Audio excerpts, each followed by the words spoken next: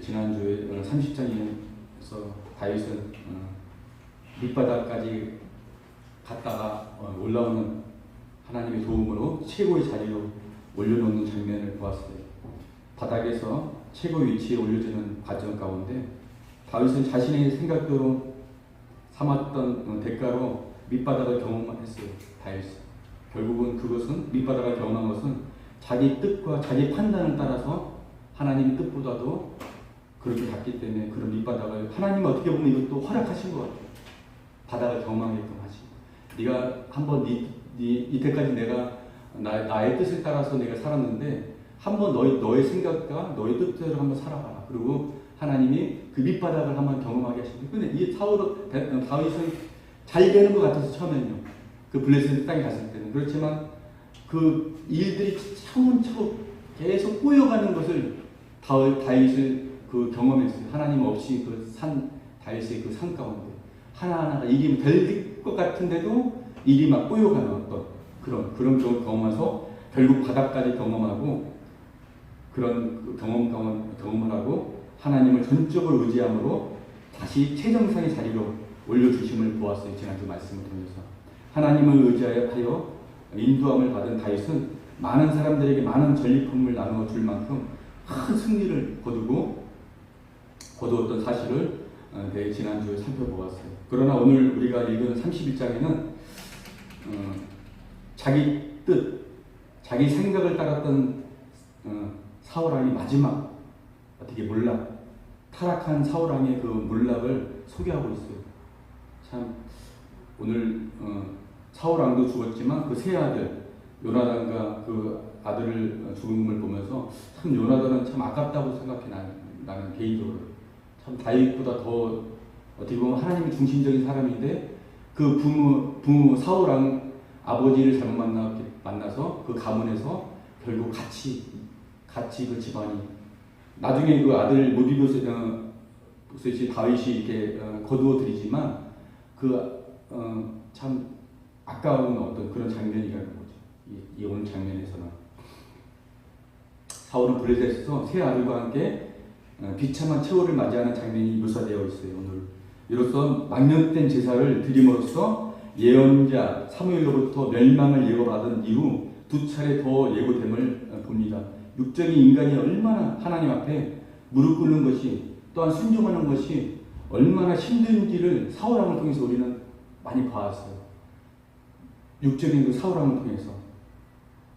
그래서 1차 경고를 받고 또 2차 경고를 받는 사무엘로부터 멸망을 예고받는 성경 구절을 보면서 우리도 신앙생활할 때 우리가 곁길로 갈 때 하나님이 사람들로부터 주변에 우리를 통해 우리에게 충고와 조언을 듣게 됨을 봅니다.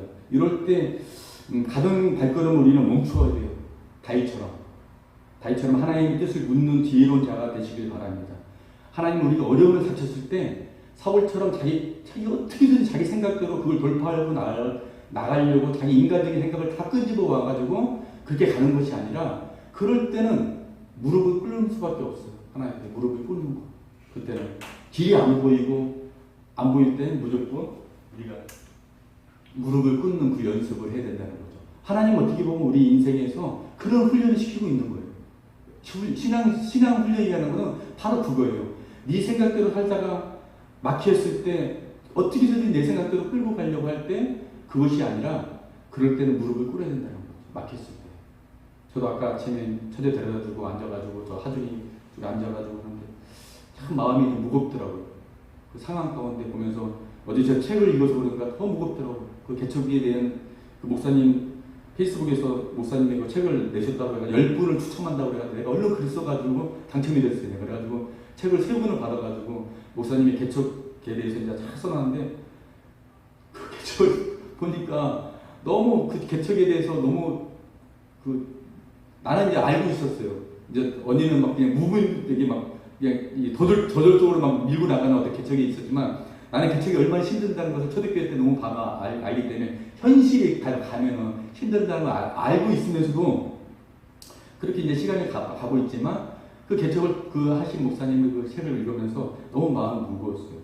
나의 현실이 똑같은 거예요. 그 책 읽는 내용하고 목사님도 지금 5년째 하고 있는데 아직까지도 목사님도 지금 좀 이렇게 많지 않은 성도들 이렇게 있지만 그분은 20년 동안 어떻게 부목사 생활하시고 또 담임 전도사 생활도 하셨던 분인데 그렇게 힘들다는 거예요. 그러면서 이프라자 그 상가의 비관적인 어떤 그런 그 책을 쓴 거 보고서 이프라자가 그 좋은 건 아니더라고요. 이 이프라자 상가라는 거를 가지고 오히려 아파트 단지 안에 있는 그 단지를 추천하더라고요. 그 목사님은.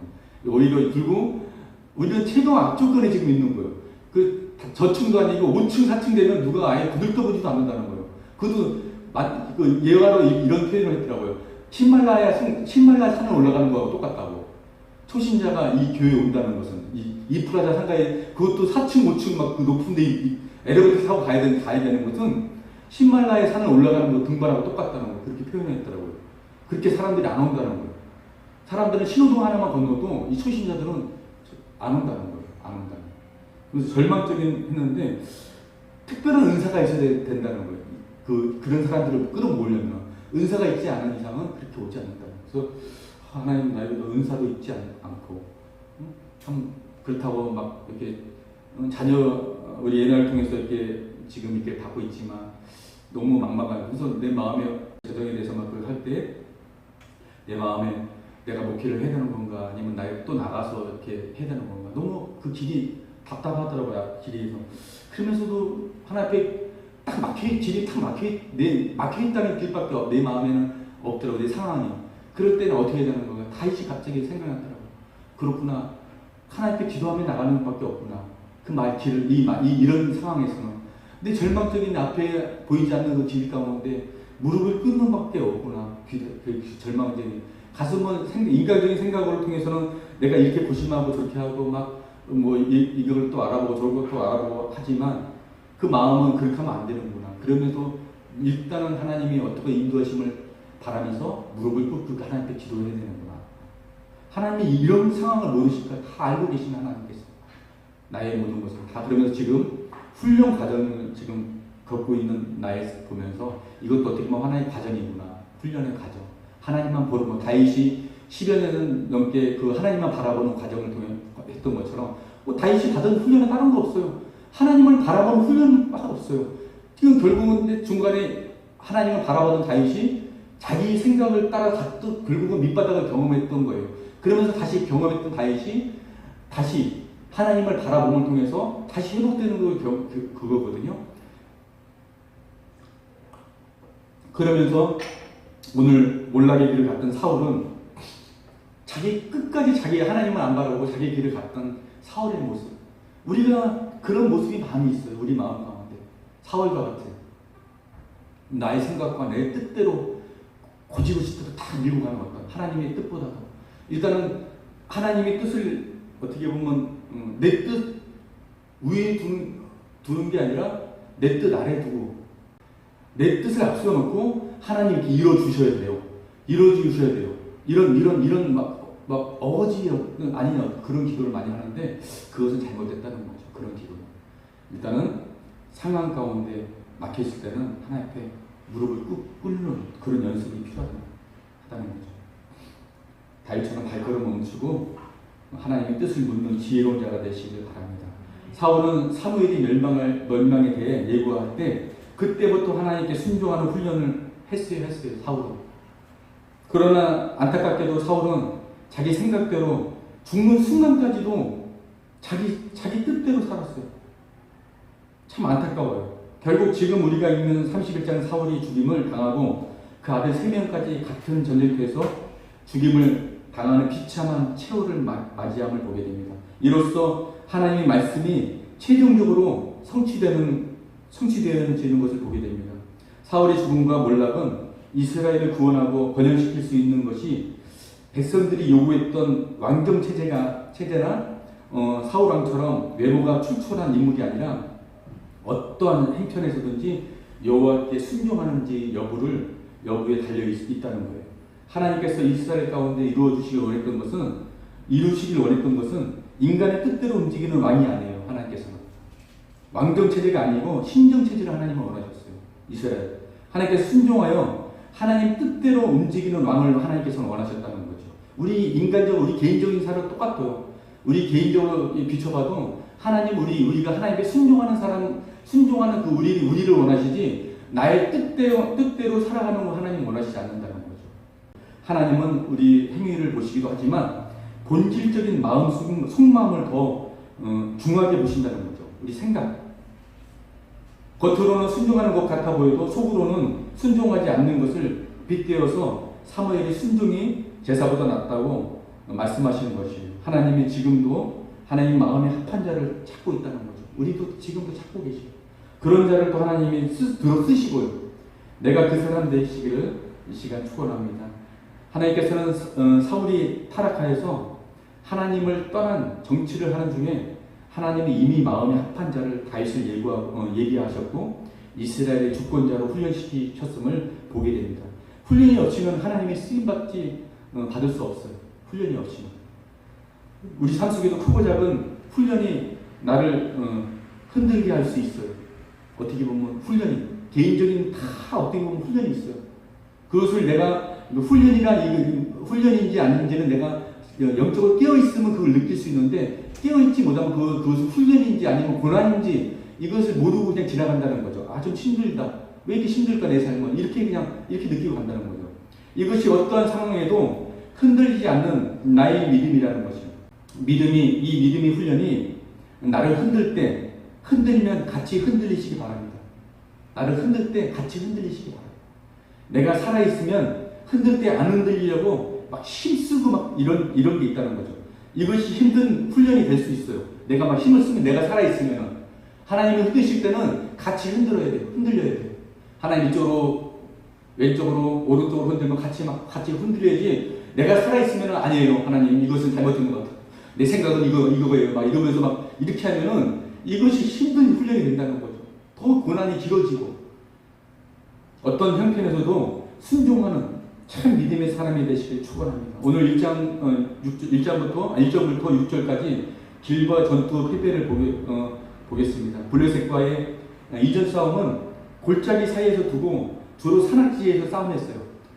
지금 오늘은 산악지역이 아니라 오늘은 들판에서 이렇게 싸운 적인데 이전까지 싸움은 산악지역에 싸웠어요. 그래서 이스라엘은 대부분 산악지역이에요. 이스라엘은. 산악지역이므로 산악전에 능히 있어요. 이스라엘 백성들은 이 전투에 산악전에 아주.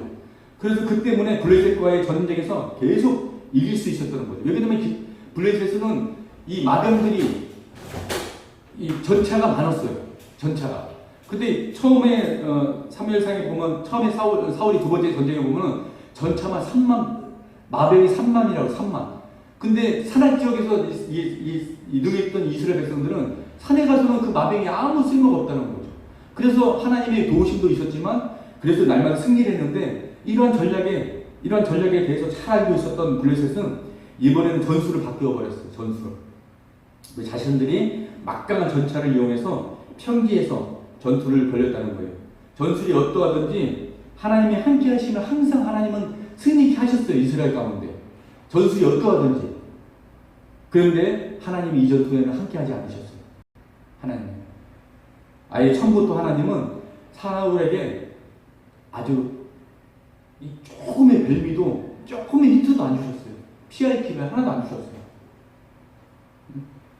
오늘 길보아 전투는 사무엘에게 하셨던 아버지의 말씀이 이루어져야 하기에 개입하지 않았으므로 전술과 숫자에서 막강한 힘의 대결에서 이스라엘은 무너졌다는 거죠. 하나님께서 함께하지 않는 보잘것없는 군사력을 지닌 이스라엘은 전쟁 초반에 완전히 무너져 버렸어요. 이 전투에서 사울은 자신도 죽지만 아들 3명이 동시에 죽게 됨을 보게 됩니다. 사울왕은 2명의 아내가 있어요. 사울왕은 아내가 있는데 본처 아히노아미 있고 첩이 리바스가 있어요. 사울은 두 명의 부인에게서 육남 이녀가 있었어요. 육남 이녀. 본처가 아들 4세, 딸 2이고 그 첩이 아들 2이 있었어요. 근데 오늘 죽은 3명의 아들은 본처의 아들들이에요. 본처의 아들 3명이 죽고 지금 이제 남은 자손은 지금 3명이 남은 거죠. 남자가. 그리고 딸 2이 남고. 길보아 전투에서 죽은 아들의 본초의 자녀들로 본초의 4명 아들과 딸 2명이고 첩의 아들 2명이 있었다는 거죠. 오늘 죽은 아들은 본초의 아들로 용맹 아들 요나단을 비롯하여서 3명의 아들이 2절에 동시에 죽는 것을 보게 됩니다. 사무엘 하엘복 1장 8절에 21장 8절에 보면은 그 첩의 아들과 그 딸의 아들들을 나중에 그 목매다는 게 나와요. 아들 목매다는 게. 왜 목매다냐면은 사울이 하나님이 시키지 않은 또 그 하나님과 언약을 맺었던 기본 족속을 죽인 일이 있었어요. 그 나중에 다윗이 왕이 돼가지고 있는데 3년 가뭄이 든 거예요. 왜 하나님 내가 정치를 하나님의 뜻대로 가는데 왜 이 나라에 이렇게 가뭄이 드는가 했더니 보니까 사울이 왕 때 기브온 족속을 죽인 일이 있어요. 기브온 족속을 죽였는데 왜 다윗 왕 때 이 가뭄이 들었을까 했는데 그 하나님의 언약은 참 약속은 변함이 없으신 거예요. 이것은 출애굽기의 사건이에요. 기브온 족속이 출애굽 때 여호수아가 그 이제 가나안 족속들을 막 죽이면서 이제 그 가는 과정 가운데 기브온 족속들이 위장을 오잖아요. 먼 곳에서 온 것처럼. 그래가지고 맺잖아요. 죽이지 않고 우리 저기 뭐 장작되고 이런 저기로 이제 삼게 있다고. 그런데 사울이 그것을 죽인 거예요. 기브온 족속들을. 사울 왕 때 이스라엘 백성들 잘 보이려고. 그래가지고 결국 하나님이 거기에 진노를 하셔가지고 나중에 그 3년의 그 가뭄을 들게 하셔가지고 지금 남아있는 자손들까지도 하나님은 죽이게 하시게 나중에. 그래가지고 그 첩의 아들 둘 죽고 그 딸의 아들들이 죽고 요나단의 아들은 다윗이 특별히 요나단과 맺은 언약이 있어가지고 그 자손들은 건들지 않아요. 그래가지고 나머지 그 아들들을 목매담을 통해서 다시 가뭄이 풀어지는 그런 것을 보게 되었다는 거죠. 3절에 보면 사울왕은 전쟁이 불려지자 자살을 했다는 거죠. 이것은 마귀가 원하는 삶의 마지막 모습이라는 거죠. 수많은 사람들이 지금도 그 마귀의 꿈에 넘어가서 이렇게 자살하는 사람들이 많이 있어요. 수없이 많은 반응을 보게 된다는 거죠. 4절에 사울이 무기든 자에게 내 칼을 빼어서 나를 찔러라. 무기든 자는 사울이 총애하는 자를 세운다는 거죠. 무기든 자는 아무나 세우지 않아요. 무기든 자는. 왜? 사울이 무기를 창과 칼을 들고 있는 자라는 거예요. 그래서 이거는 자기가 가장 신임하는 자를 세운다는 거예요. 무기든 사람, 무기든. 아무나 무기든 자를 맡기지 않는다는 거죠. 다윗을 사울의 무기를 들고 다니는 자로 삼았다고 기록하고 있어요. 16장 21절에. 그래서 다윗이 처음에 사울과 만났던 그 장면은 수금을 탔지만 사울한 옆에서 무기든 자가 되었어요. 처음에 다윗을 죽이려고 다윗이 예전에 사울 곁에서 의미있게 무기를 든 자였는데 그토록 죽이고 싶었던 무기든 자에게 자신을 죽여달라고 간절히 부탁하는 어떤 사울왕을 보게 돼요. 무기든 자. 결국 사울은 자살을 합니다. 무기든 자가 매우 두려워서 찌르려고 하지 않자 사울은 자기 칼을 땅에다 세우고 그 위에 엎드러져 버려요. 죽는 것으로 자신의 목숨을 끊는 것을 보게 됩니다. 사울은 마지막도 자기가 결정을 해요. 마지막도. 이 얼마나 불순종한, 불충한, 타락한 인간의 마지막 모습인지 몰라요. 자기가 이 목숨까지도 자기가 결정을 해버린다니까요. 성경은 자살 행위 그 자체만을 놓고 한 사람의 구원 문제를 논할 수는 없지만 자살은 이스라엘 사람에게 금기되어 있었던 구약 성경 시대에는 드문 일이었다는 거죠. 성경에 등장하는 자살한 사람들이 구약에 몇 명이 있어요. 아비멜렉이 있고 삼손이 있고 그리고 사울이 있고 아히도벨이 있고 시므리가 있어요. 그리고 시작에 보면은 가룟 유다가 있고 그 이유가 무엇이든지 모든 생명의 소유권을 하나님께 있으므로 스스로 목숨을 끊는 것은 하나님이 절대 주권을 침해하는 하나님께서 인간에게 주신 고귀한 선물이라는 거죠. 생명을 거부하는 죄를 짓는 것이 되게 된다는 거죠. 하나님께서 주신 고귀한 선물을 자기 자신이 끊는 것은 생명을 거부하는 죄를 짓는 것이 된다는 거죠. 특히 성도의 몸은 자신의 것이 아니고 우리는 뭐예요? 예수 그리스도의 피 흘린 그 값으로 사신 우리 몸이잖아요. 하나님이 기업임으로 살아도 죽어도 주를 위해서 우리는 살아야 된다는 거죠. 스스로 목숨을 끊고 어리석음을 범하지 말아야 한다는 거죠. 사울은 마지막도 이렇듯 하나님의 뜻과는 거리가 먼 자기 생각대로 자기 목숨을 자기가 자신이 직접 결정하는 불신앙적인 행동으로 스스로 목숨을 끊는 안타까운 모습을 결말을 보여줍니다. 이스라엘 사람들은 그들의 왕이 죽었다는 소식을 듣자 성읍을 버리고 광야로 도망을 쳐요. 우리도 우리 속에 성령이 소멸하면 악한 영이 우리를 점령해서 우리 속에서 하는 일이 죽이고 멸망시키는 일임을 알아야 된다는 거죠. 이 시간 블레셋 사람들은 사울과 세 아들의 시체를 찾아내었고 왕의 목을 베고 그 갑옷을 아스다로스의 신전에 두게 됩니다. 얼마나 또 비참한 결말인지 몰라요.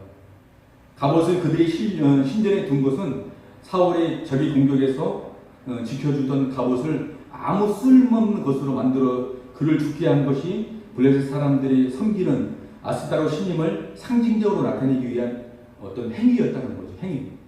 그리고 그의 시체는 요단 계곡을 내려다 보이는 길보아 산 동쪽 지슬에 있는 벳산 성벽에 못 박았다고 그렇게 성경을 말씀하고 있어요. 이것은 싸움에서 진 이스라엘의 수치를 더 크게 만들고 자신들의 승리를 공식적으로 선언하고 더욱 축하하기 위한 것이었다는 거죠. 가만히 그 사울의 그 상황을 내가 한번 묵상을 해봤어요. 설교를 준비하면서 했더니 얼마나 비참해요. 자기 목은 잘려가지고 그 아스다 그 신전에 있고 이 시체는 목이 없는 시체는 아들들의 시체가 다 빨개벗겨가지고 그 온 수치를 다 당하면서 그 사지를 걸려가지고 그 못을 박아가지고 그 성벽에다가 그렇게 매달아 난 이 모습을 상상해봐요. 사울의 블레셋 사람들에 의해 옷이 벗기고 목이 잘리고 성벽에 매달린 것은 하나님께 대해 끊임없이 불순종하고 반역한 자의 최후가 얼마나 비참한가를 보여주고 있다는 것이죠. 블레셋 사람들이 통해서 하나님께 불순종한 사울을 혹독하게 심판하시고 징벌 하셨어요. 이것은 악인은 어떠한 시기로든지 자신의 행위대로 반드시 보응을 받게 된다는 것을 엄숙히 교훈해주고 있다는 것이에요. 11절, 13절에 보면 길르앗 야베스 주민들이 밤새도록 걸어서 생명의 위협을 무릅쓰고 사울과 그의 아들들의 시체를 성벽에서 내려서 잘 장사 지낸 장면이 나와요. 이들이 한 행동은 그들이 사울 앞에서 은혜를 받았기에 사울의 도리에 어떻게 보면 은혜를 갖기 위한 어떤 행위예요. 이들은 어떤 은혜를 입었냐면은 길리앗 야베스 그 주민들은 암몬 족속들이 그 초반에 사울이 왕이 되기 전에 사울이 이제 사무엘에게 기름 부음을 받고 왕으로 세울 것이라는 그 소리를 듣고 똑같이 집에 가가지고 밭을 갈고 쟁기를 잡고 이렇게 하고 있는 가운데 그 야베스 그 길리앗 야베스 그 성에 암몬 족속들이 쳐들어와요. 그런데 그때는 왕이 없던 그 길리앗 야베스 족속들은 항복을 하라는 소리에 항복을 하겠다고 주민들이 우리가 항복하겠다고 했는데 이 암몬 족속들이 그 항복을 그냥 받지 않았어요. 어떤 항복을 조건을 받았냐면 너네 성에 있는 남녀노소 그거 없이 오른쪽 눈을 다 빼라고 그랬어요. 오른쪽 눈을 다 빼고 나오면 내가 너의 항복을 받아주겠다. 그런 요구의 항복을 한 거예요. 그는 얼마나 비참해요. 왕이 없던 이스라엘들은.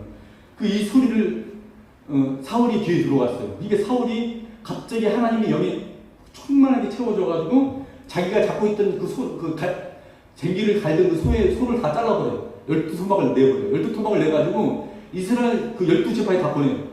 보내가지고 지금 즉시 이것을 받은 족속들은 다 모이라고. 그래가지고 모여서 그 많은 그 이스라엘 백성들이 모여서 암몬 족속들을 물리치는 그 장면이 나와요. 길리앗 야베스 주민들이. 그래서 그 40년 전의 일이에요. 이 일은.